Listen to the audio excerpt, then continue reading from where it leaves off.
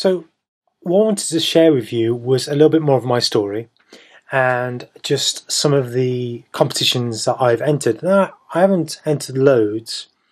When I very first started running, I lived in this tiny little village on Dartmoor in England called Chagford, which is an absolutely beautiful place to live, and was part of the encouragement for me in starting running, just the fact that I could run around such a beautiful area.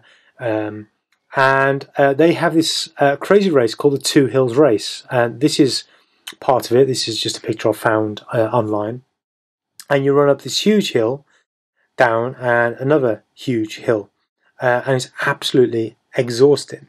Now, again, if someone had told me not before I started running that I'd be doing a Two Hills race, I would have assumed they were saying, well, I'd be walking it, and part of it you can't really run. But this is a map that I took from when I had my little watch that I used, and there it doesn't look that much. It's just 3 miles, which isn't really that much, but it took me 40 odd minutes to do, and you can sort of see a little bit of the elevation of the hills, and it's absolutely exhausting because a lot of it's just mud.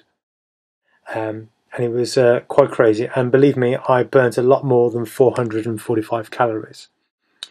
As you can see, that's part of it.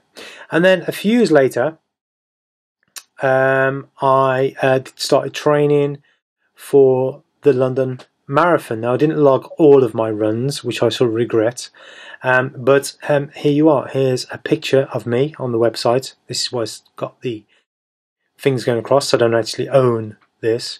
Running across here, and I'm laughing because I know that more than halfway around, my knee, as you can see, I've got a brace there, my knee was just absolutely killing me, and the last sort of 20 minutes I was determined to run. I was in so much pain, and I remember running across that line there, saying some very colourful words under my breath because I was in so much agony.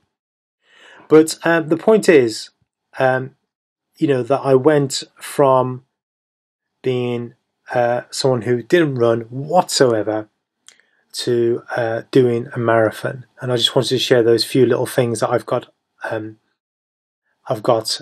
just to carry on encouraging you.